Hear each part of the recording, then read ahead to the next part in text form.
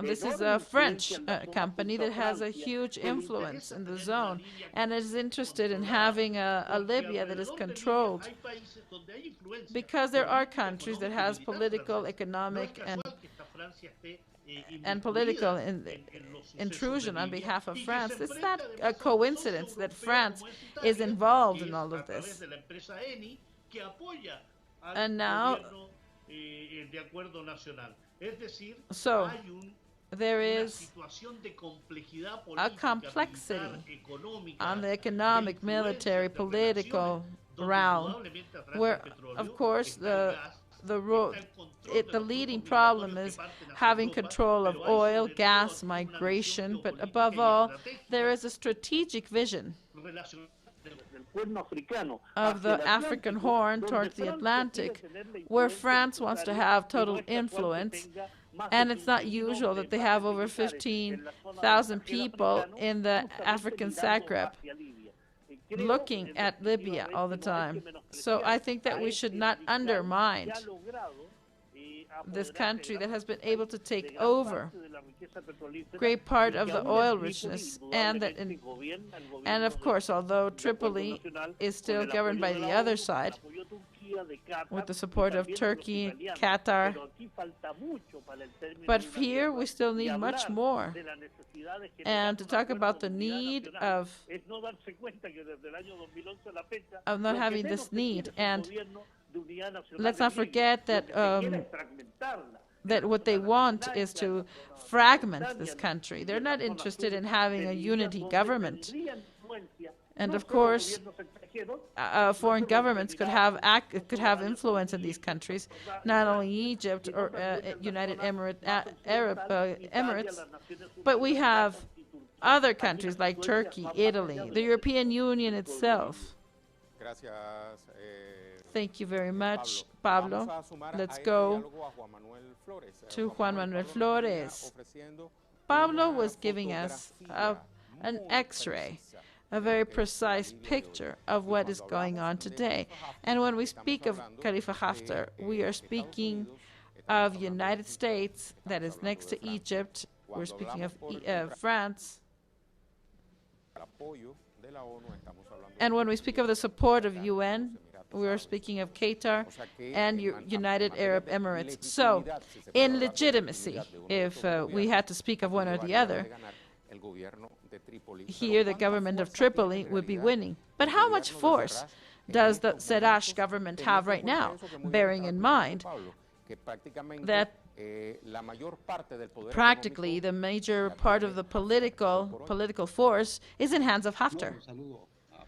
Well, hi, greetings to Pablo and to all of the people who follow TeleSUR. I think that the analysis is very significant. Let's not forget that when Gaddafi falls, there was many companies that began to invest in Libya. And in this sense, Gaddafi himself said to Europe, if I fall, there will be a huge group of migrants going to European Union. We in Salvador were first-hand witnesses because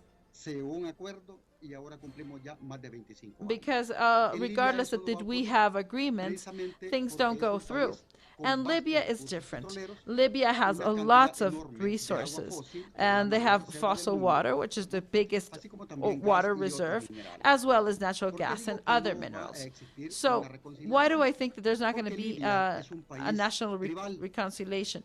Because Libya is a tribal country, and this country and the tribes are those who give instability to the government.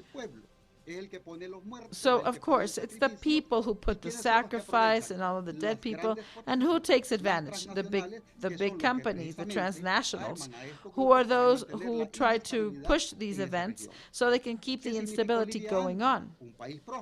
Let's not forget, Libya used to be a prosperous country, very high development, with a life expectancy that was very high. And it has just fallen tremendously. Haftar is an ally of the United States, trained by the CIA, And he was the one who combated Muammar Gaddafi, and he is one of the biggest responsible person of what's going on now. If we speak of the National Agreement government, it's not him necessarily. So what does this mean? That the hegemonic countries, especially France, Italy, and other countries that due to their nature, like Saudi Arabia, like Turkey, are coming into the scene. Of course, Turkey comes in to defend their investments and their imperial feeling of taking over power. So we should make a colder analysis. So Haftar did not take Tripoli. This does not mean that he is militarily weak. Probably there is a rupture on the inside of his military forces. But this does not mean that the other ones will probably fall. On the contrary, it is necessary to have a strong opposition to confront the government in Tripoli. And these are supported by Turkey and other forces. And this is what will be going on in the upcoming years. So far, it's been 10 years after the assassination of Gaddafi. What happens? All of the tribes are doing whatever they want. They're making agreements, contracts, selling oil. And at the end, those who are winning are the great transnationals. Those are the winners. They never lose. And that is what the conflict is all about. You're selling weapons. They take mercenaries from Sudan, Syria, and that requires dollars. Thank you very much, Juan Manuel. Now, in this minute, that is what we have for this phase of the analysis, Pablo, I would like to reflect with you about two aspects of recent events. First, this attitude that is not clear, because they don't agree with Haftar. However, as it is very clear, it has pointed against the imperialist communication systems. And on the other hand, let's not forget that the Agreement Unity Program has signed several agreements with Turkey. For example, the location in the sea, which of course have also caused problems in the past. So what I ask is that you give us a reflection on this. Well, in fact, United States has always played a hypocritical role. And under the NATO invasion, the United States did not participate directly, but under a strategy. We can say that there are still people developing things.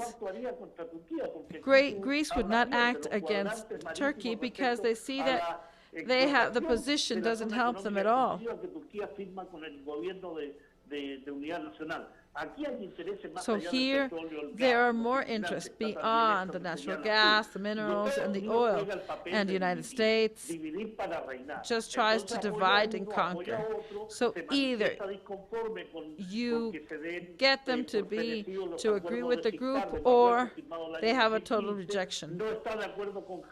They don't agree with Haftar, but it's obvious that Haftar is a man from the United States, and they haven't been able to bring them down. And of course, the United States is training their people, and this is a very hard playboard, because this goes from the African Horn all the way to where these images are coming from now. Now, it's important that the person who controls power also controls money, because the problem now is either one or the other. Let's not forget China, that has over 300,000 people in Africa in infrastructure projects, in projects that go over $400 billion. So I think it's important to specify the oil interests, migration interests, and clearing the area they have. And let's not forget that China is also involved. Thank you very much, Pablo and Juan Manuel, for critical moves. We'll be right back. Let's not forget that we have a critical move question on our Twitter, and let's see what it is. What are the peace guarantees in Libya after this division, and with Tripoli still in the hands of the national agreement? We'll be right back very soon. We have one more material and the analysis. We'll be right back.